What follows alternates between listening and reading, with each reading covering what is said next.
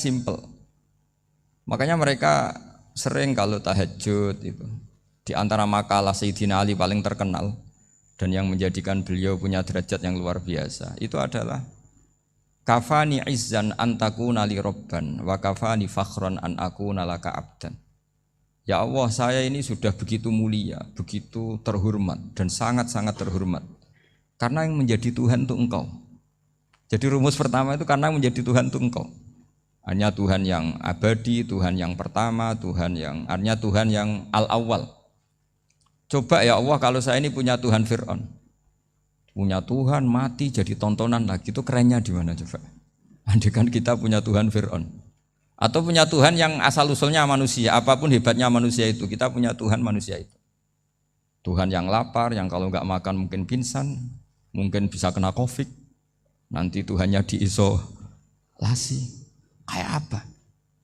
Makanya ketika Tuhan Allah menyindir ketuhanan selain Allah itu, Allah hanya menyindir dengan kalimat sederhana, kana yakulanit to'am, yang kamu tuhankan itu masih makan. Artinya kalau nggak makan ya lemes. Jadi lama-lama ada orang gini, alhamdulillah tadi Tuhan mampir ke saya, kelihatannya lapar, setelah tak kasih makan sehat lagi. Susah nggak punya Tuhan yang seperti itu. Beda dengan Tuhan kita. Tuhan yang nggak butuh makan, nggak butuh minum, Al-Qayyum, zat yang berdiri sendiri tanpa butuh yang lain. Al-Awwal, sebelum ada langit bumi sudah ada Tuhan kita yaitu Allah. Bandingkan dengan Tuhan-Tuhan yang dipertuhan yang lain, yang adanya setelah bumi, misalnya Fir'aun dan sebagainya. Bismillahirrahmanirrahim. Rabbi syrah li sadri wa yassir li amri wahlul 'uqdatam min lisani yafqahu qawli. Allahumma shalli wa sallim ala habibika Mustafa sayyidina Muhammadin wa ala alihi wa sahbihi ajmain, nama ba'du. Yang sangat saya hormati Ketua Yayasan Badan Wakaf Habib Hasan Al-Munawwar. Juga di sini ada Bapak Rektor Pak Bejo, ada Direktur RSI Bapak Masyudi, para pembantu rektor, para dekan, semua yang hadir saya hormati. Ini karena acara kampus, acara rileks, saya akan menyampaikan kajian ilmiah secara rileks bahwa ini meringati tahun baru itu jelas salah ini. Ini bukan tahun baru ini. Tahun terakhir. Karena ini tanggal 29 ya. 29. Jadi ini meringati akhir tahun. Tapi karena rektornya itu orang bejo, itu enggak ada yang nyoal kesalahannya. Jadi ini orang pintar sama orang bejo itu hebat orang bejo. Saya ini orang pintar, maka tahu kalau ini itu akhir tahun, bukan awal tahun. Tapi saya ada orang bejo, pinter saya tidak terekspos sehingga orang tetap saja bilang ini peringatan awal apa? Tahun. Jadi menang orang bejo gitu. Ini akhir tahun apa awal tahun hari ini? Akhir tahun. Berarti ini peringatan apa? Akhir tahun. Hanya orang bejo yang kesalahannya tidak dikoreksi. Jadi ini alhamdulillah. Jadi ya tapi ini kesalahan yang tidak maksiat. Insya Allah dimaafkan Allah Subhanahu Wa Taala ini karena kesalahan itu ada dua, ada kesalahan yang maksiat, ada kesalahan yang tidak maksiat. Saya punya komitmen terhadap agama ini, baik tadi yang dikatakan Pak Rektor, ada unsur ulama, ada unsur habaib, ada unsur pengusaha, ada unsur birokrat. Di antara kenangan-kenangan saya dari Syekhina guru kita bersama Kiai Haji Maimun Zubair, beliau itu sering dawuh, sering ngendikan. Dan itu saya sampaikan juga ketika 7 hari wafatnya Agus Robah, cucu Mbah Maimun, putra Agus Robah. Di antara yang beliau katakan itu adalah sok hak agama itu sing gawe pegawai negeri. Itu berkali-kali beliau ngendikan gitu. Ya saya agak bantah. Lah kalau santri, Bah, ya santri karuan mesti gawe agama, tapi sok ben sing gawe pegawai negeri. Setelah saya jadi kiai dan penelitian, saya itu berkali-kali didatangi dokter, tentara, juga polisi.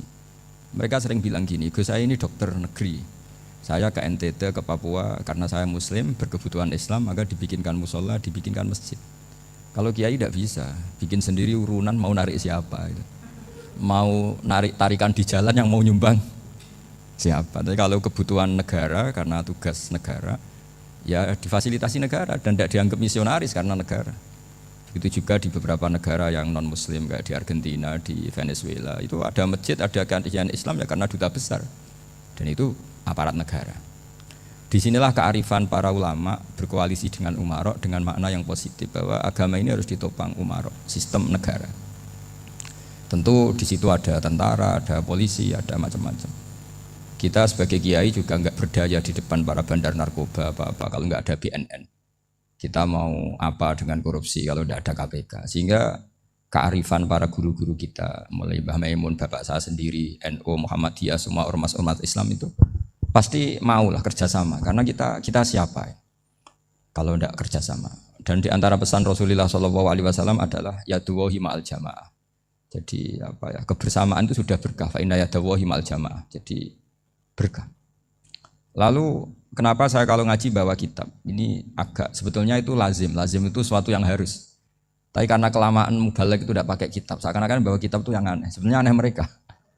Karena begini logika simpelnya ya. Umat Nabi ini berhak dapat apa coba? Berhak dapat warisan yang paling luhur, paling hebat, paling jernih. Apa itu Quran dan hadis? Pertanyaannya, siapa yang paling punya hak otoritatif untuk menerangkan Quran hadis? Ulama. Ulama yang mana? Ya yang kapabel, yang sudah diakui dunia kayak Imam Ghazali, Imam Bukhari, Imam Syafi'i. Artinya kalau kita tidak pakai materi itu ulama mendapat pikiran kita, bukan mendapat pikiran mereka. Saya ulang lagi, kalau kita tidak pakai materi yang otentik, yang orisinil, umat ini mendapat pikiran kita, bukan pikiran mereka. Maka saya berusaha supaya teman-teman atau semua umat Islam dapat pikiran-pikirannya Imam Ghazali, pikiran-pikiran Imam Bukhari, pikiran-pikiran Abdul Qasim Al-Junaidi, kejernian-kejernian Abu Yazid Al-Bustami. Kejernian itu diantaranya adalah misalnya makalah yang menurut saya itu makalah yang super. Jadi untuk ngadepi krisis karena COVID atau karena apalah. Itu lama dulu sederhana sekali. Beliau punya rumus yang mungkin jarang didengungkan orang, tapi saya akan kampanye rumus ini. Al-istighna haqiqatul istighna itu adalah al-istighna anis syai' labihi. Jadi pemenuhan kebutuhan yang sebenarnya adalah kita berusaha menghindari sebanyak mungkin kebutuhan yang sekunder, yang enggak penting. Bukan memenuhi semua yang kita inginkan. Jadi misalnya begini ya, kalau kita lapar, itu keinginan kita itu makan enak apa asal makan? Tentu jawabannya asal makan yang sehat. Tapi kalau nuruti nafsu kita, makannya yang enak, teman makannya enak. Terus di warung yang favorit. Ini kan satu kebodohan. Kenapa untuk makan saja butuh definisi sekian banyak? Yang kita harus kecewa, warung favoritnya bisa sudah tutup. Atau kita ke sana harus macet. Ribet. Yang benar-benar arif dan bijaksana itu adalah al-istighna anisya. Sesuatu yang tidak mendesak itu jangan jadikan kebutuhan. Sehingga kalau kita puasa misalnya, semua makanan itu enak karena kita sangat lapar. Sehingga Abdul Qasim Al-Junaidi ketika ditanya, ma idamu to'am, lauk makanan itu apa? Jawabannya lucu, alju, lapar. Kalau kamu lapar ya semuanya enak. Ini sudah mulai hilang. Kita bilang makan enak itu ya sate, ya gulai, ya pizza yang kita senang. Akhirnya apa? Untuk nikmatnya Allah itu kita jadi ribet. Apalagi yang orang-orang fasik harus ditemani perempuan yang tidak halal misalnya, atau harus ada ajudan, ribet. Nah pertanyaannya, orang yang ribet sama yang nggak ribet itu pinter mana? Pinter yang nggak ribet. Nah ini kearifan-kearifan yang mulai hilang. Lalu siapa yang bisa mewarisi itu? Ya ulama. Jadi ulama itu cara berpikir sebenarnya simpel. Makanya mereka sering kalau tahajud itu, di antara makalah Sayyidina Ali paling terkenal dan yang menjadikan beliau punya derajat yang luar biasa itu adalah kafani izzan an takuna li robban wa kafani fakhron an akuna laka abdan. Ya Allah, saya ini sudah begitu mulia, begitu terhormat dan sangat-sangat terhormat karena yang menjadi Tuhan itu Engkau.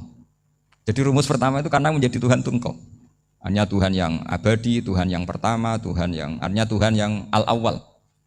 Coba ya Allah, kalau saya ini punya Tuhan Fir'aun, punya Tuhan mati jadi tontonan lagi, itu kerennya di mana coba? Andaikan kita punya Tuhan Fir'aun, atau punya Tuhan yang asal usulnya manusia, apapun hebatnya manusia itu, kita punya Tuhan manusia itu. Tuhan yang lapar, yang kalau nggak makan mungkin pingsan, mungkin bisa kena COVID, nanti Tuhannya diisolasi, kayak apa? Makanya ketika Tuhan Allah menyindir ketuhanan selain Allah itu, Allah hanya menyindir dengan kalimat sederhana, kana yakulani to'am, yang kamu tuhankan itu masih makan. Artinya kalau nggak makan ya lemes. Jadi lama-lama ada orang gini, alhamdulillah tadi Tuhan mampir ke saya, kelihatannya lapar, lah tak kasih makan sehat lagi. Susah nggak punya Tuhan yang seperti itu. Beda dengan Tuhan kita. Tuhan yang nggak butuh makan, nggak butuh minum, al-qayyum, zat yang berdiri sendiri tanpa butuh yang lain. Al-awwal. Sebelum ada langit bumi sudah ada Tuhan kita yaitu Allah. Bandingkan dengan Tuhan-Tuhan yang dipertuhan yang lain, yang adanya setelah bumi, misalnya Fir'aun dan sebagainya. Sehingga Sayyidina Ali pertama aja dikebanggaan apa? Kafani izzan antakuna li robban. Saya ini keren betul. Karena punya Tuhan yaitu engkau. Tuhan yang lahul asmaul husna, Tuhan yang semuanya punya kebaikan, punya keabadian, punya keagungan. Terus wa kafani fakhron an akuna laka abdan, dan saya bangga sekali karena saya menjadi hambamu. Kalau saya jadi hambanya Pak Rektor ribet kan? Sudah tak hormati ternyata nanti tidak rektor. Ya kan ribet kan? Terus pokoknya ribet. Jadi budaknya manusia itu ribet. Makanya ada seorang wali datang ke temannya yang jadi presiden atau jadi raja. Datang ke situ karena tidak punya uang, mau minta uang karena temannya raja. Setelah sampai sana ternyata temannya ini karena orang soleh pas berdoa, ya Allah saya minta ini, minta ini, minta ini. Terus si wali tadi pulang. Tanya, kenapa kamu pulang? Ternyata dia sama, masih minta-minta kayak saya. Jadi sederhana dia. Sama-sama minta kamu, minta zat yang kamu mintain katanya. Jadi dulu itu orang itu sebegitu dekat dengan Allah. Sehingga si raja ini terus ketemu wali tadi tanya, kenapa kamu menyepelekan saya? Padahal sekarang saya raja. Terus ditanya sama wali tadi, karena temannya. Kalau kamu di padang pasir tidak bisa minum dan harus minum 1 gelas, dengan ongkos kamu harus mengasihkan semua kerajaan kamu demi minuman itu. Pilih mana, minuman apa tetap jadi raja? Ya saya milih bisa minum. Saya tidak raja tetap hidup, tapi kalau nggak minum mati. Bagaimana Anda bangga dengan satu kerajaan sing la yusawi kak samain, yang tidak sama dengan segelas air. Jadi artinya terus mereka melihat jadi raja itu ya biasa, jadi presiden biasa, jadi rektor biasa. Karena mereka biasa berlogika hakikatul izzah itu ya taqarrub ilallah, yang benar-benar terhormat itu ya dekat dengan Allah. Begitu seterusnya mereka bikin paradok-paradok yang aneh, tapi itu menjadi pelajaran. Bapak saya Ki Nur Salim itu senang baca anekdot Nasiruddin Koja. Itu kalau bikin orang-orang aneh, itu dia datang ke satu pesta, pakai baju lusuh, pakai sarung lusuh atau celana lusuh, sama Sohibul Bait yang punya acara dibiarin. Setelah dibiarin dia pulang pakai jas, pakai dasi, pokoknya keren. Dihormatin, pakai alpat, pokoknya dihormatin. Silakan.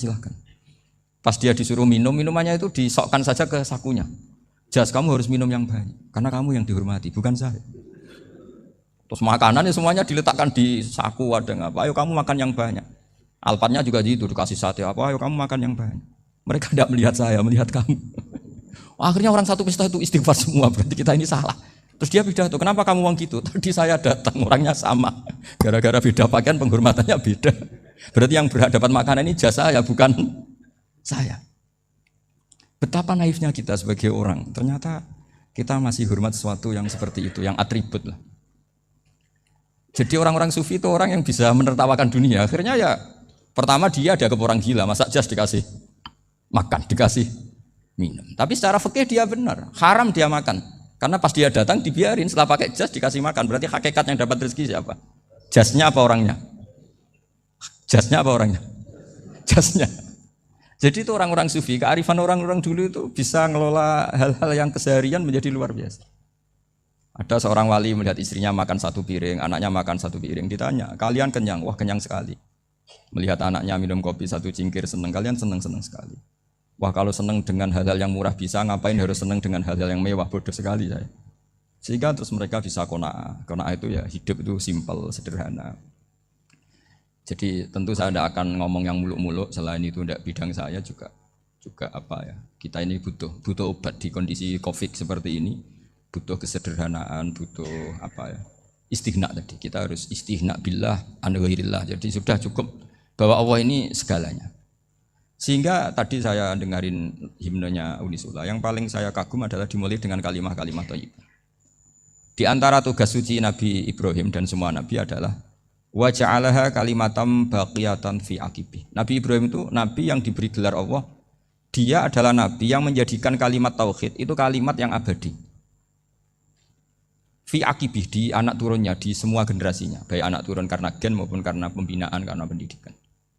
Ini penting sekali saya utarakan karena apa? Satu kehidupan itu sebenarnya digerakkan oleh kata-kata, oleh moto kalau orang bahasa modern. Sehingga banyak ulama mengatakan al-ibarat kutun li'ailatil mustami'in, bahwa redaksi atau moto atau pegangan hidup itu penggerak kehidupan. Sehingga sebetulnya manusia itu digerakkan oleh kalimah-kalimah itu, oleh moto-moto itu, oleh prinsip-prinsip hidup itu. Misalnya orang Palestina itu tiap hari ke pasar gitu. Mereka ke laut itu. Ditanya kenapa tidak takut tembak Israel? Jawabannya lucu. Kena tembak ya mati, nggak makan ya mati, nggak kerja ya mati. Ya sudah sama-sama mati ya mendingan aktivitas normal. Tapi saya tidak menyarankan itu untuk melawan COVID. Ini cerita saja nanti. Kamu jangan provokator itu. Karena ini wilayah sensitif. Jadi banyak orang yang poligami, kalau ditanya alasannya gitu, istri satu ya cerewet, dua ya cerewet, mendingan 4 ya banyak ya gitu. Tapi ada yang kebalikan, istri satu cerewet saja hampir jantungan, apalagi 4, tinggal matinya kan gitu. Itu semua yang menggerakkan itu kalimat. Kalimat itu satu pegang. Banyak orang loh yang nggak ingin jadi rektor tuh banyak loh Pak Bejo. Jangan kira semua dosen ingin jadi rektor. Melihat rektor sibuk rapat, mempertahankan reputasi Unisula, terus sering pegang kepala. Ngapain repot-repot? Jadi tukang sapu aja dapat gaji, ngopi, rokokan, selesai. Bodoh amat jadi rektor, mikir orang banyak. Banyak loh orang yang ingin jadi presiden tuh banyak. Karena ngopi nyaman, gak ada yang ganggu. Mau tidur sampai jam 9 siang juga gak ada yang ganggu. Sehingga mereka melihat pegawai negeri itu gak keren, orang kok diatur jam, disiplin. Itu memang cara Allah membagi rahmat. Mau kamu apakan coba? Cara syukurnya dia seperti itu. Bapak saya dulu tuh sering ngajarin saya, diajak jalan-jalan pagi-pagi. Melihat orang ngopi, makan uduk itu bapak seneng. Kok enak jadi wong apa? Ngene esuk-esuk nyemak bocah kesel kabeh kono enak ngopi rokokan. Bapak kadang iri sama orang apa itu iri. Sudah gitu berharap masuk surga kan enak sudah gitu. Tahu-tahu mati, tidak tahu ke surga apa ke neraka ya tidak tahu. Jadi nah orang dulu itu orang yang bisa mensederhanakan dunia. Sehingga ya sudah cara bahagia. Makanya saya alhamdulillah saya ini kerjasama sama UII sama beberapa kampus. Memang amdan itu sengaja. Kampus itu ya punya sistem yang nggak bisa mewakili sistem kiai. Kiai juga punya sistem yang nggak terwakili oleh kampus juga sebaliknya saling melengkapi. Saya sering ketemu rektor UII, rektor kampus-kampus Islam. Mereka cerita, Gus pendidikan pondok harusnya dimodernkan gini-gini. Saya bilang, kalau pondok modern kayak kampus itu nanti saya ketemu Allah nggak bisa jawab. Kenapa Gus? Saya beri contoh gini. Kalau misalnya perempuan perawan lah atau apa saja, pokoknya perempuan. Mau tanya tentang menstruasi atau haid. Kalau semuanya sistem kampus, dia harus kuliah dulu. Registrasi dulu, kuliah dulu, bayar dulu. Dan dapat jawabannya nunggu mata kuliah pas itu. Bandingkan kalau sistem pondok, saya tuh sering ke pasar sama anak saya dicegat sama ibu-ibu. Gus, anak saya ngalami gini-gini, keluar darah terus menerus, nggak 6 hari tapi 1 bulan penuh. Itu hukumnya apa Gus ya? Nanti saya mau sowan ke jenengan. Nggak usah sowan di sini aja. Ya sudah. Sebelum mengeluarkan darah yang rutin seperti itu biasanya haidnya berapa hari? 6 hari ya sudah ikut yang 6 hari, yang lainnya istighatsah. Ngoten tok Gus, ya udah gitu. Begitu terus di masalah udhiyah. Ya coba kalau semuanya pakai sistem kampus, daftar dulu, bayar dulu. Jadi ini nggak ada jawabannya, nunggu mata kuliah itu. Baru dapat jawaban, itu biasa nggak sholat bertahun-tahun karena belum ada jawaban tentang itu. Ya itu kalau misalnya orang mati, tahunya cara memulasara jenazah itu nunggu kuliah dulu, pas mata pelajaran itu dulu, baru menangani orang mati. Berarti orang mati itu tergeledak semua. Tapi kalau kiai kan enggak. Kesini orang mati terbakar, kalau dimandiin malah badannya copot-copot, itu gimana hukumnya? Ini ada orang mati Gus Kendat, ini disolati apa enggak? Ada orang mati oplosan gitu kan? Itu disolati enggak? Soal sering ditanya gitu. Enggak usah registrasi Pak Rektor, enggak usah registrasi, enggak usah daftar, enggak usah seminar. Makanya kalau orang kampus wani kiai itu ya kualat tenan gitu, karena ini yang on time. Tapi pondok seperti saya ya ikrar seikrar-ikrarnya. Pentingnya kampus karena melatih efisiensi waktu, disiplin, tata kelola manajemen sehingga kita ya hormat. Tapi tadi kita harus saling melengkapi sehingga saya tunjukkan ke publik bahwa saya hormat sekali sama polisi, sama tentara. Coba kita bisa apa ngadepi bandar narkoba kalau enggak polisi? Bisa apa coba menjaga NKRI kalau enggak tentara? Begitu juga ya sudahlah kita memang fa inna yadallahi ma'al jamaah. Kita berkah itu kalau bersama-sama. Enggak bisa kita sendiri. Nah lalu orang kayak saya itu ya beberapa kali sebetulnya saya itu ditawanin jadi dokter honoris causa apa. Kekhawatiran saya satu Pak Bejo, takut pas enggak punya uang. Itu dokter enggak di duit kan enggak pantas gitu. Jadi repot gitu, daripada beban lah sudahlah enggak usah dokter. Jadi kalau enggak punya uang ya pantas, terus kalau ngebis ya pantas. Suatu saat kalau mati enggak ada yang hadir ya pantas enggak dokter itu. Kalau sudah dokter kok masuk neraka kayaknya apalagi rektor kampus Islam kok masuk neraka itu kan kok kayak agak pas itu. Misalnya rektor Unisiola ditanya Mungkar Nakir, nggak bisa kan kayak gimana gitu. Makanya harus sering ngaji saya supaya nggak malu di depan Mungkar Nakir. Masa rektor ditanya Mungkar Nakir nggak bisa. Harus berani bentak. Ini saya rektor loh Pak Mungkar Nakir. Masa kalau wali-wali dulu berani. Masyhur di cerita wali-wali ditanya merebuka menabuka. Saya ini guru tauhid. Kok kamu tanya merebuka menabuka yang ngelotok? Kamu tidak pernah ngaji, enak aja tanya. Jadi wali-wali itu ya rileks ngadepi Mungkar. Saya yakin rileks wali di Bang Pak Rektor. Saya yakin itu. Karena wali itu lebih dekat Allah. Sehingga orang dulu itu saya ulang lagi ya. Ada satu kearifan namanya hidup itu apa? Hidup itu adalah cari sebanyak mungkin supaya hidup itu tidak tergantung pada banyak hal. Sehingga misalnya cara berpikir orang-orang modern itu sebenarnya banyak orang-orang ilmuwan yang nggak ngagumi Amerika. Bukan karena angkuh enggak. Untuk mempertahankan kebesaran negara sebesar itu, kebutuhan listriknya besar, kebutuhan tentaranya besar, kebutuhan apa.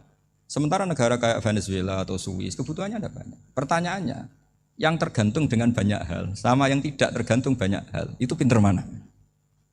Kalau dibalik pertanyaannya gitu, negara-negara maju itu tidak keren kalau dibalik pertanyaannya. Orang yang untuk mempertahankan eksistensinya banyak, butuh banyak hal, dengan yang tidak butuh banyak hal, itu pinter mana? Orang yang bahagianya nunggu jadi dokter, nunggu jadi kiai besar, kiai viral, dengan orang yang bahagia cukup dengan ngopi, itu pinter mana? Tapi kalau dibalik pertanyaannya, orang yang tahunya nikmat hanya kopi, dengan nikmat yang banyak, pinter mana? Makanya Mbah Mun tuh kalau guyon itu lucu. Aku ikut saake, ambek wong desa sing mlebu swarga. Saya dulu gak mlebu swarga kok disakeni. Akhirnya beliau memberi penjelasan. Wong desa iku roe pakanan enak, iku mau kopi mbek uduk. Lah swarga iku mau nuruti sing dikarepno. Akhirnya wis mau mangan, wis ngopi, nguduk, ngopi, ora roh pakanan liyane ku ora roh. Nasi mandi ya ora roh, pizza ya ora roh apa-apa. Terus saya bilang, wah lah niku nak nganti selera tentang wanita cantik. Iku juga sederhana. Rontok pesek ya wis cantik, rontok ireng ya wis. Apa bidadarinya seperti itu karena saking enggak pengalamannya. Jadi surga itu kan nuruti apa yang diinginkan. Kira-kira keinginan orang kampung kalau di surga itu apa coba? Makanan apa coba? Ya, nak senangnya ketemel gemblong gitu. Artinya malaikat lebih suka nangani surganya orang-orang kampung di Bang Pak Rektor. Ini sudah ribet ini. Makanan apa saja sudah dicoba. Terus kalau di mall tahu orang macam-macam, seleranya macam-macam pasti. Enak mana kalau sampai jadi malaikat pelayan surga? Suka melayani orang kampung apa yang orang kota? Orang kampung kan? Jadi ya itu guyon ya, guyon tapi itu menjadi pikiran kita bahwa orang yang banyak kebutuhan itu sebetulnya banyak kebodohannya karena menggantungkan kebahagiaannya dengan banyak hal. Makanya Imam Syafi'i ngendikan istighna itu apa? Al istighna anisya labi. Yang dikatakan kecukupan adalah berusaha sebanyak mungkin banyak hal tidak kamu butuhkan. Bukan memenuhi semua kebutuhan kamu karena nafsu kamu ini tidak ada batasnya gitu. Kalau kamu penuhin nggak akan selesai. Itu ada perempuan yang kurang cantik itu minta doa saya, Gus doain suami saya kaya, terus tak guyonin, terus nggak minta. Kalau suami kamu kaya, yang pertama dirubah itu apa? Rumah supaya rumah saya bagus. Kedua apa? Mobil supaya mobil saya bagus. Nanti yang dievaluasi itu kamu. Mobil bagus, Alphard, rumah mewah, istrinya kamu pasti itu dievaluasi. Langsung nggak usah. sudah gini aja kan. Jadi pertama yang dievaluasi itu kaya itu. Coba kalau suami kaya itu yang dievaluasi pertama rumah ya, rumah ganti. Setelah itu apa? Mobil. Kira-kira berikutnya. Akhirnya sudah nggak jadi. Nabi Ibrahim itu pernah minta umur panjang, keren umur panjang. Sama Allah nggak dijawab. Datang orang tua itu mertamu ke Nabi Ibrahim, terus disuguhi dikasih kurma. Apa itu? Kok kurma apa? Anggur yang sudah matang sekali, sudah dimakan. Setelah dimakan meler keluar lagi, dimakan lagi meler lagi. Terus Nabi Ibrahim masuk lagi ke kamar. Ya Allah, doanya tak cancel. Nanti kalau saya tua kayak itu. Jadi Allah itu nggak jawab langsung tapi ngirimkan itu. Akhirnya ya Allah nggak jadi. Nanti takut itu. Saya pernah ngalami jadi kiai tadi ada ibu-ibu ya kurang ya nggak pati cantik lah. Suaminya tuh miskin sekali. Minta doa saya supaya kaya. Bareng tak kasih pertimbangan itu udah nggak usah nggak jadi itu. Jadi itu kearifan. Tapi kearifan ini harus kita tanamkan. Saya nggak bisa membayangkan Indonesia yang besar ini. Andai kan tidak ada qanaah, nerimo ing pantum. Coba sekarang ada COVID. Andai kan Indonesia itu kayak Perancis, Saya beberapa kali punya tamu orang yang hidup lama di Perancis, bahkan dapat istri orang Perancis. Itu dulu nggak begitu mencintai Indonesia. Tapi setelah di Perancis 2 tahun, wah Indonesia hebat. Di Perancis itu kata dia kalau cerita, semua kebutuhan masyarakat itu dibebankan ke negara. Apa saja minta negara, apa saja nyoal negara. Sementara Indonesia, coba kalau Indonesia mengalami seperti ini kok tidak ada konaan rimo ing pantum, bisa kios Indonesia. Orang miskin nyalahkan negara, kelaparan nyalahkan negara, apa saja. Tapi barokahnya dididik kiai, jogeman nyalahno wong liya. Urip pun romo ing pandum, diame. Sampai gak ngerti kalau Covid. Banyak tuh orang-orang kampung itu, orang lugu-lugu itu. Mbah niki saking Covid, salam ning Covid muga-muga umure panjang. Dikira Covid itu nama orang yang ahli sosial itu. Mbah niki dana saking Covid. Matur nuwun sampai no salamku muga-muga umur panjang. Bingung kan yang nganterin ini. Ini gimana yang mau menjelaskan? Memang enggak paham. Ribet kan. Tapi saya pastikan bahwa dengan keadaan seperti ini kita bahagia, kita stabil, itu jelas barokahnya kalimah tadi, moto tadi atau pegangan hidup tadi. Makanya disebut al-ibarat qutun li'ailatil mustami'in, bahwa redaksi atau kata-kata atau pegangan atau filosofi hidup, apalah namanya itu adalah penyemangat. Penyemangat. Karena kata-kata ini memang luar biasa. Ketika sahabat perang demi kebenaran, zaman itu ya pasti benar karena yang dibela Nabi. Dulu itu kan enak zaman Nabi, yang dibela mesti benarnya, musuhnya mesti salahnya. Jika dulu itu memang harus tegas. Kalau sekarang mau tegas gimana? Yang kamu bela tidak mesti benar, musuhnya tidak mesti salah. Ribet kan kalau misalnya saya tukaran sama Pak Rektor, kamu mau bela mana kan bingung. Saya tidak mesti benar, saya tidak Nabi. Pak Rektor apalagi tidak mesti benar lagi kan? Ribet kan? Jadi kalau kita mau perang sekarang itu mau pede gimana? Enggak. Makanya banyak ulama sekarang tuh mau tegas tuh enggak berani karena ya banyak hal yang abu-abu lah wilayahnya, misalnya pilihan presiden atau pilihan bupati, pilihan menteri. Kamu mati-matian bela itu. Yang kamu bela ada mesti benar, musuh kamu tidak mesti salah. Misalnya pilihan bupati. Wah ini kabupaten ini baik kalau bupatinya ini, yang satu bilang ini, terus tim suksesnya kamu tanya, kamu yakin? Ya enggak juga. Lah kenapa semangat? Kan saya botohnya paling alasannya ya itu aja, bukan yang lain. Beda dengan zaman Nabi, nabinya mesti benar, Abu Jahalnya mesti salah. Kan enak aturan mainnya jelas. Singkat cerita dalam perang itu banyak sahabat yang alami luka, ngalami apa gitu. Kemudian curhat ke Nabi, ya Nabi gara-gara derekkan jenengan, ngikuti jenengan saya harus ngalami seperti ini. Ngiranya orang itu diapresiasi sama Allah keluarnya. Ternyata sama Allah gak diapresiasi. Malah diturunkan ayat intakunu ta'lamuna fa innahum ya'lamuna kama ta'lamun wa tarjuna minallah malah yarjun. Kalau kamu sakit karena perang, orang-orang kafir itu ya sakit, itu saja berani padahal demi kekafiran. Wa tarjuna minallah malah yarjun, padahal kamu punya nilai lebih yaitu berharap kepada Allah yang mereka tidak punya. Saya jadi kiai itu ya kadang mangkel. Karena yang benci ya benci, yang seneng itu ngel-ngel loh kayak Pak Bejo. Jadi semuanya ribet. Nah iya, yang benci ya ganggu, yang seneng ya ganggu, tambah nemen. Seribet. Tapi kalau sudah ingat bandar narkoba, mereka berhadapan dengan polisi, kadang ditembak karena kesalahannya terlalu fatal. Antar persaingan mereka juga bisa tembak-tembakan karena merebut pasar narkoba. Itu saja mereka berani. Kok kita yang jadi kiai kadang dicium tangannya, dihormati gak berani, hanya takut musibah-musibah kecil atau problem-problem kecil. Nah iya, kalau kita bandingannya gitu. Kalau kamu mau tahajud kedinginan, itu masih nanti dihisab Allah itu gitu. Maling ayam itu keluar malam-malam, hanya dapat ayam. Itu gak takut dingin. Ya gak takut digebuki masa. Kamu mau tahajud aja takut dingin. Makanya nanti hisabnya orang soleh itu nanti dijajarkan orang dolim. Terus diperbandingkan. Wah itu habis kamu kalau itu. Jadi misalnya Unisula mau rapat, tapi ini malam, kalau malam dingin nanti saya masuk angin. Anak-anak pang di perapatan aja berani kamu. Kalau sudah perbandingannya gitu tuh ribet kita nanti. Makanya itu kalimat itu moto atau filosofi hidup. Sehingga diulang lagi nasihat itu. Iyam saskum korhun fakodu masal koma korhum mislu. Kalau kamu kena luka, orang-orang yang nggak benar juga kena luka. Itu aja berani demi ketidakbenaran. Masa kamu demi kebenaran enggak berani? Akhirnya orang itu kalimat, itu heroik. Makanya kita ini penting ya, makanya tadi himne Unisula dimulai kalimat thayyibah. Karena kalimat ini yang menjaga kita kalimat ini. Misalnya tentang Tuhan. Kenapa orang Islam imannya kokoh seperti ini, termasuk yang sudah hidup di Amerika, di Australia, di mana-mana? Itu ya barokahnya ajaran atau barokahnya kalimah. Saya sebut kalimah saja pakai bahasa santri. Karena la ilaha illallah itu dalam tradisi santri disebut kalimatu haqqin alaiha nahya wa alaiha namut wa alaiha nub'ats. Ada yang riwayat wa biha nub'ats insyaallah taala minal aminin. Kenapa mereka di mana-mana meskipun sekolah di Amerika, di Australia, bahkan di Uni Soviet tetap mukmin? Itu barokahnya ajaran yang benar. Allah itu siapa? Tuhan. Tuhan itu sifat dasarnya apa? Awal. Dia harus wujud awal sebelum makhluk yang lain.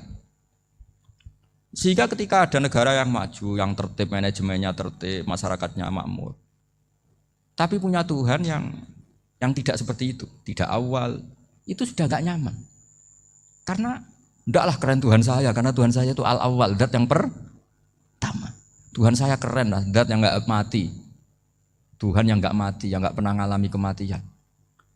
Sehingga tontonan atau yang dilihat kenikmatan-kenikmatan yang lain ini tidak mengubah dia pendirian tentang Tuhan. Karena mantapnya satu kalimat tadi bahwa Tuhan itu ya harus satu, harus awal, harus tidak mati, tidak rusak, tidak mengalami apa-apa yang membahayakan. Sehingga ketika ditawarin Tuhan yang lain meskipun menjanjikan secara finansial atau kemakmuran, mereka gak tertarik. Itu coba, itu barokahnya makmur apa barokahnya ajaran? Barokahnya ajaran, sering negara Islam itu kalah makmur dengan mereka, tapi barokahnya ajaran ini tetap apa? Tetap Islam. Makanya Nabi Ibrahim, Nabi yang sukses bikin wa ja'alaha kalimatam baqiyatan fi aqibi. Sehingga kita ini bekti sama orang tua misalnya. Itu ya karena ajaran. Suwargamu itu karek wong tuamu. Nak wong tuamu ridho, Allah ridho. Nak ora ridho, Allah ora ridho. Ridho wa fi ridhol walidain wa sakhatu wa sukhtu wa fi sakhatil.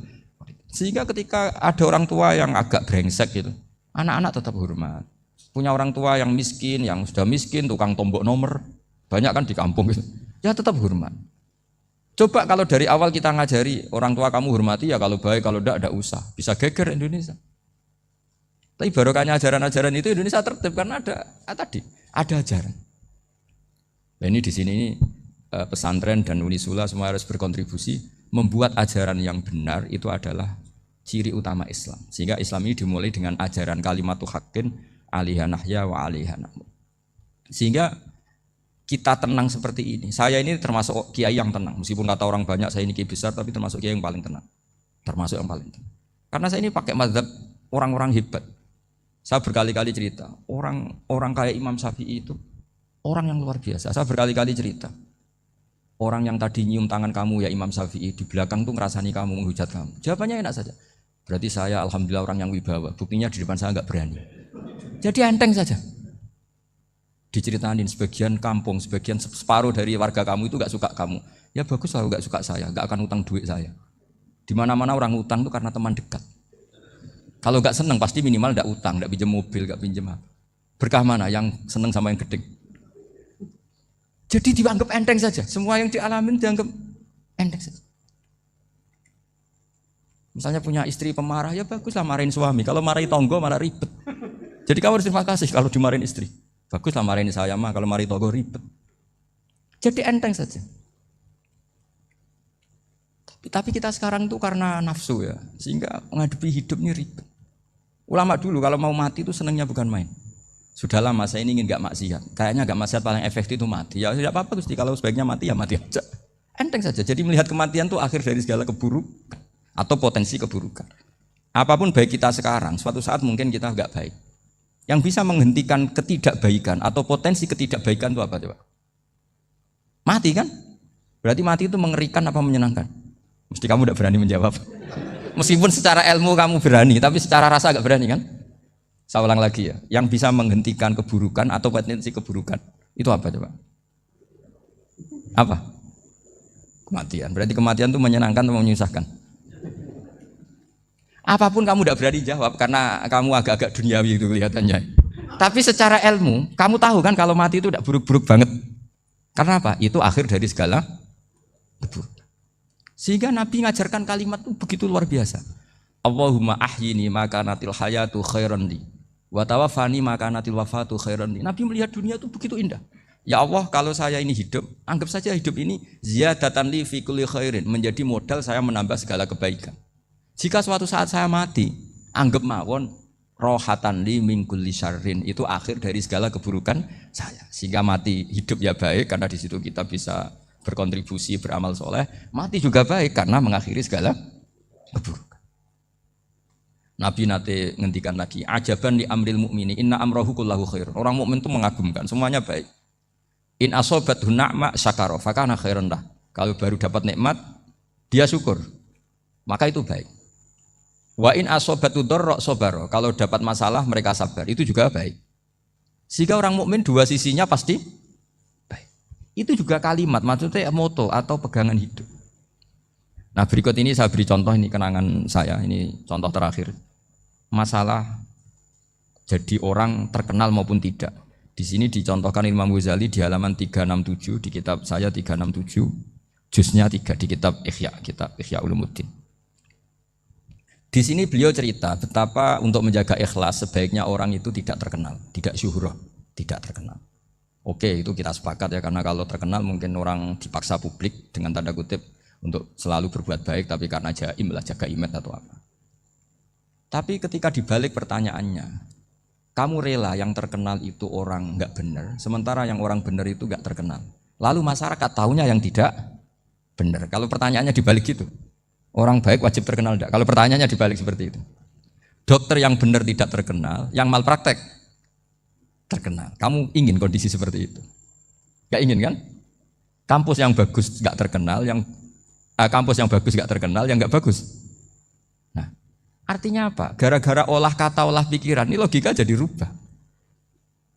Lagi-lagi apa? Jawaban itu ada di kata-kata sebetulnya. Makanya bab-bab seperti ini tidak usahlah kita berdebat, berpolemik, sebaiknya orang itu humul, menutup diri, apa sebaiknya orang terkenal, itu nggak perlu seperti itu. Sudah terserah Tuhan saja. Makanya saya mulai dulu ngaji sampai sekarang itu ya tidak punya punya ikon tertentu atau punya website tertentu, enggak.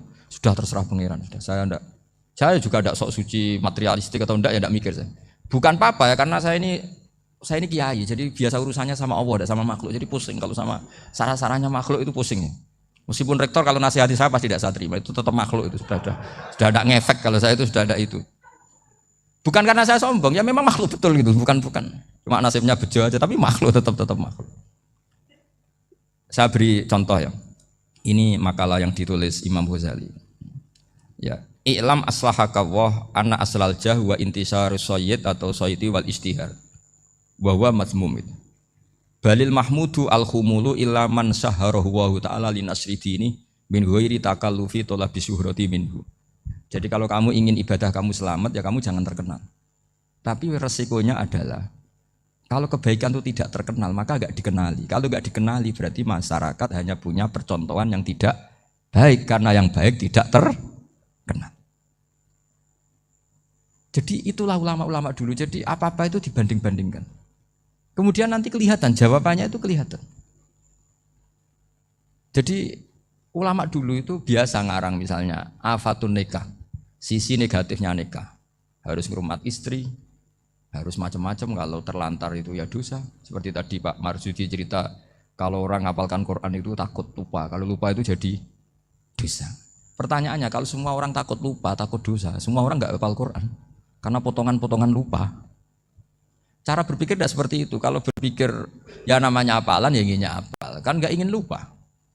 Lah nanti kalau takdirnya lupa karena hal-hal yang dimaklumi oleh syariat itu nggak yang termasuk dosa. Yang dosa itu lupa tak diwiri udhrin syar'iyyan, lupa yang tidak ada sebab yang apa?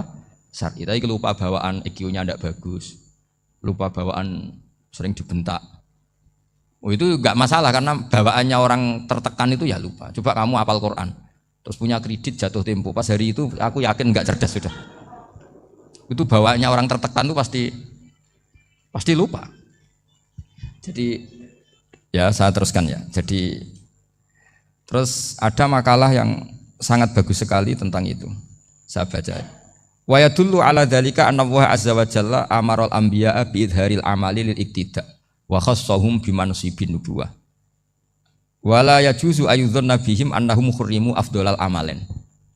Jadi orang yang terlalu mendewa-dewakan khumul itu menutup diri. Oke, itu baik karena dengan khumul, dengan menutup diri Anda tidak riya, Anda tidak pamer.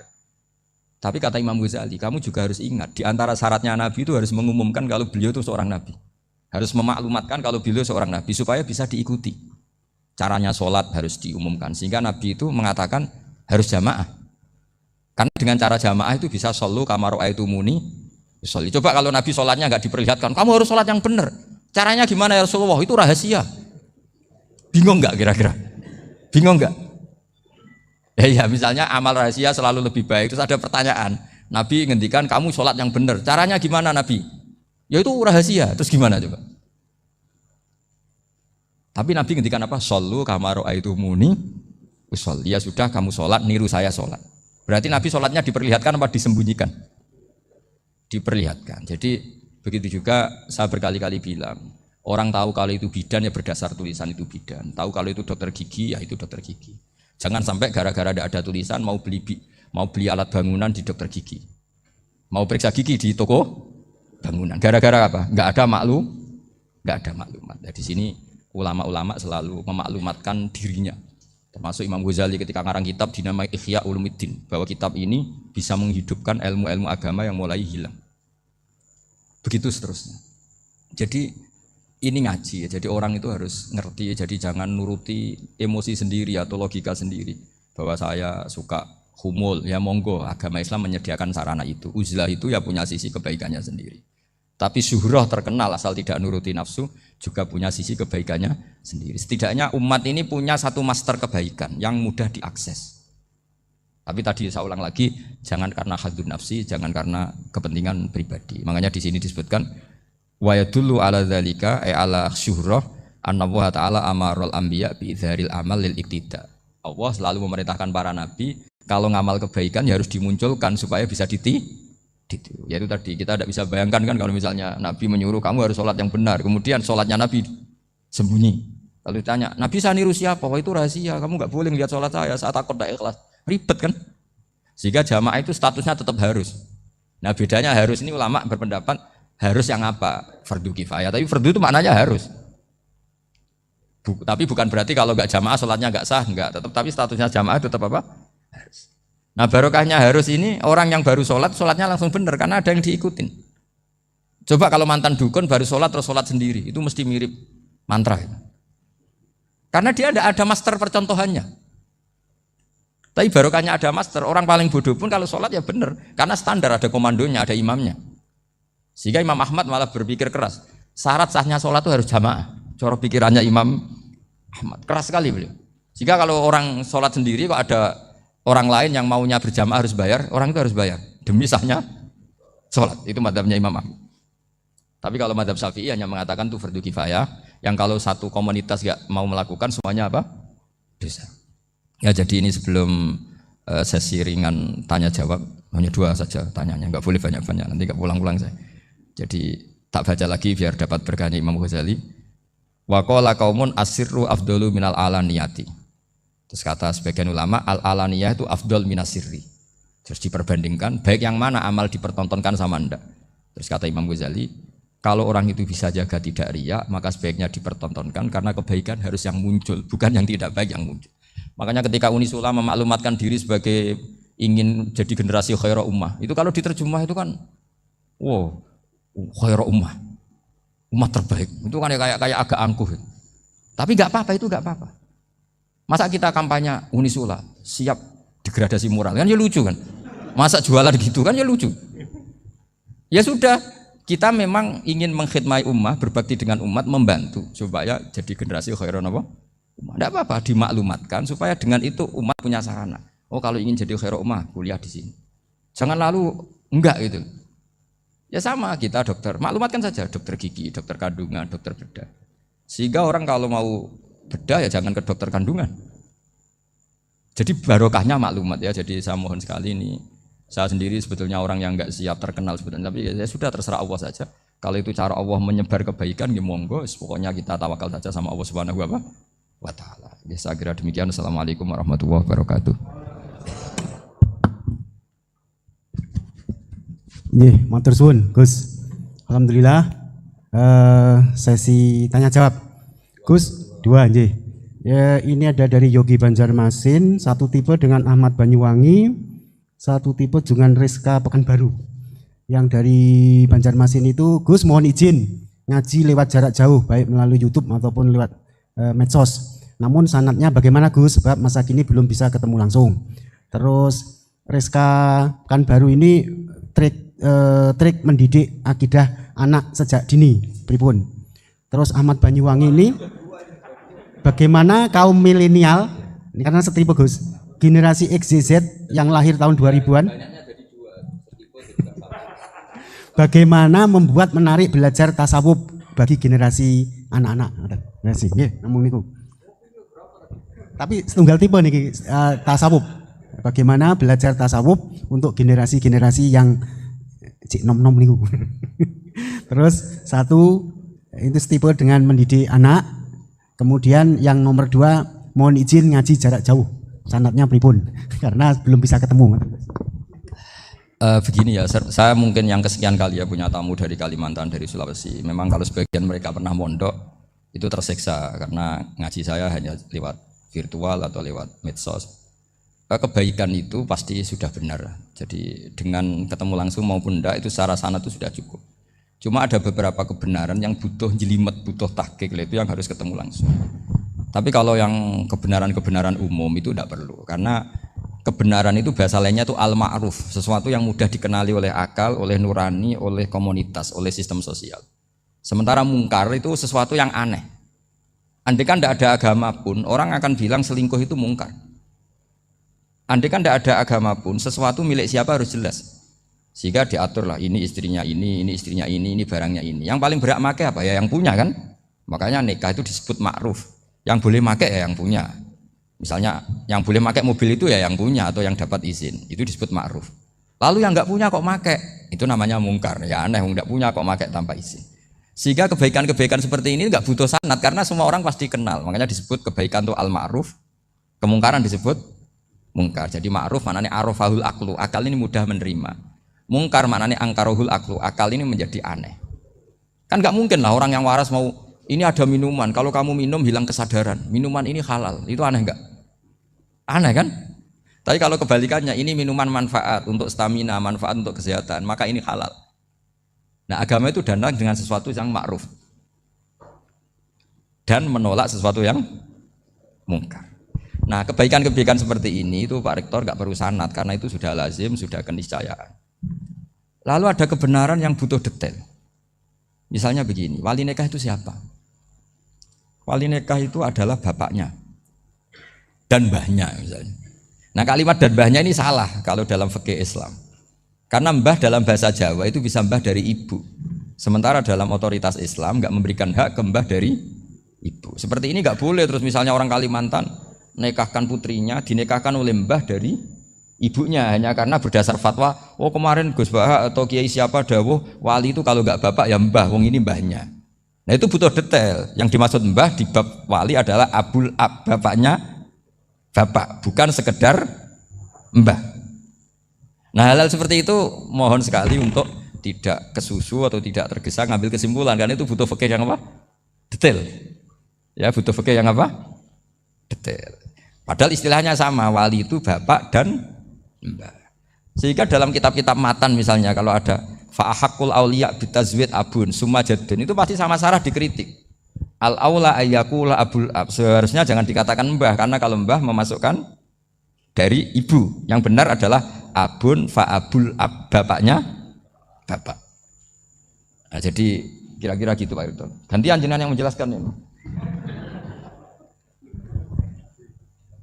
Yang nomor 2, bagaimana mendidik akidah dan tasawuf bagi generasi-generasi milenial ini. Ya kayak tadi, tasawuf maupun tauhid maupun ilmu moral apapun itu mudah sekali dididik. Ciri utama agama ini itu ad-dinu yusrun, agama itu mudah. Mudah itu artinya ya nurani nerima ya gampang, akal ya gampang, komunitas ya nerima gampang. Kayak tadi penjelasan saya tentang Tuhan. Ada orang miskin dari Indonesia, misalnya kuliah di Amerika. Dia mulai kecil tahu yang seharusnya jadi Tuhan itu siapa. Ya yang menciptakan langit bumi, sebaiknya yang jadi Tuhan itu siapa? Ya yang wujudnya paling awal. Kemudian dikasih alternatif Tuhan yang wujudnya ada tanggalnya. Keren enggak misalnya? Kan terus enggak keren. Kok Tuhan sama buminya kok dulu buminya? Kayaknya kok enggak lah kayak gitu. Artinya barokahnya logika yang sehat ini kan ya setahu saya hampir jarang kan yang murtad masalah tauhid itu. Kalau moral banyak yang agak nakal, tapi secara tauhid jarang yang murtad karena tanaman logika tauhid itu mantap di Indonesia. Mulai kecil kan diajarin wujud, qidam, baqa, mukhalafatul lihawadisi, qiyamuhu fi nafsi. Sama, moral juga gitu. Jom jogeman misoi wong, kena dipisoi sakit enggak? Jangan pernah mencubit orang, dicubit itu sakit. Jadi orang diberi rasa, enggak enak loh disakitin orang, dijotosin orang, ya sudah jangan jotosin orang, enggak enak. Sehingga apa ya, kalau kamu ingin sopan ya disopani harus sopan, kalau ingin dihormati harus menghormati orang lain. Sehingga itu tertanam. Makanya bangsa kita termasuk yang terbaik akhlaknya kalau musim haji itu dipuji-puji sama sekian negara karena pantangan lah kita nginjek orang sholat, melangkahi orang ruku, orang sujud. Kalau orang lain mungkin kan seenaknya. Iya, karena mulai kecil itu dilatih tidak boleh melangkahi orang, tidak boleh. Nah, jadi akhlak itu ya diajarkan mulai kecil plus logikanya. Logika itu ya apa saja lah, yang penting menjadi anak kecil itu paham. Dan itu mudah, saya ulang lagi mudah karena agama ini ad-dinu yusrun, agama ini mudah, jadi mudah difaham. Enggak bisa kamu katakan misalnya tasawuf. Tasawuf itu ya gampang kayak tadi, seperti Bapak kalau ngendikan. Makanan yang membuat enak itu karena menunya yang mewah kamu cocok atau karena kamu lapar. Lama-lama orang kan berpikir, ya setiap puasa itu kok tempe enak, tahu enak, tapi kalau sudah buka, sudah kenyang, apa saja semuanya menjadi tidak enak. Padahal kualitas menunya masih enak, tapi gara-gara kenyang menjadi tidak enak. Berarti penyebab enak itu lapar apa menu? Lapar. Jadi apa ya, kearifan ini loh yang menjadikan luar biasa. Makanya tadi ada kalimat yang benar, wa ja'alaha kalimatam baqiyatan fi aqibi. Jadi Ibrahim adalah nabi yang sukses menanamkan filosofi kebenaran ke anak cucunya. Dah, yang terakhir? Dah. Ini Siti Mutmainah dari Undip. Ya. Maunya bergabung tapi karena terbatas, mohon izin Gus mengingat mati kebaikannya nopo untuk keluarga maupun pemimpin. Wah, ya bagus lah kalau itu. Kalau di kitab-kitab yang saya baca, ingat mati itu tidak selalu baik juga tidak selalu buruk. Malah kalau menurut Sayyid Abdul Al-Haddad, khusus yang para pelajar yang mencari ilmu itu nggak baik ibadahnya ingat mati. Karena dia harus dinamis, harus mobil. Kalau ingat mati kan terus lemes. Tapi kalau untuk pejabat harus ingat mati, kalau enggak korupsi terus. Harus ingat mati. Jadi kalau manfaat bagi keluarga begini ya, saya merasakan. Ini tanya anak saya itu baru tamat aliyah kemarin. Yang satu barusan mondok sarang baru 2 bulan atau 1 bulan. Itu saya kalau bilang ke anak-anak gini, kamu ketemu saya itu harus spesial. Bisa saja bapak besok itu meninggal. Jadi semua hari itu spesial. Karena jangan-jangan ini kenangan terakhir. Nabi itu kalau ngajari orang supaya sholat khusyuk, sholli ka'annaha sholatu muwaddi'in. Kamu sholat seakan-akan itu sholat terakhir kamu. Oh itu mesti serius. Kamu ketemu istri seakan-akan terakhir pertemuan kayak mau pergi ke New Zealand atau ke Amerika. Coba malam itu spesial karena besok istri saya pergi. Bayangkan kalau itu terakhir mau mati. Sampai ngamuk isra sido lah kan gitu. Jadi hikmah ingat mati itu makanya Nabi diantara riwayat ya. Meskipun riwayat ini diperdebatkan, tapi jelas ini satu petua yang baik. Wa'mal li akhiratika ka'annaka tamutuhud, dan kamu beramal untuk akhiratmu seakan-akan besok itu mati. Maka sholat kita akan spesial, hidup kita akan spesial karena kenangan kita terbaik ya sekarang, besok sudah mati. Sehingga anak-anak saya itu sama saya itu senang sekali. Saya juga sama anak-anak senang. Karena kesempatan ini tidak selalu ada.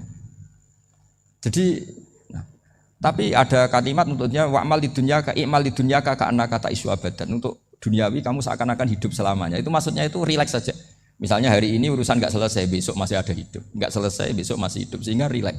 Tapi kalau urusan akhirat harus selesai sekarang karena besok sudah mati. Jadi ingat mati itu positifnya ya tadi, semuanya akan indah.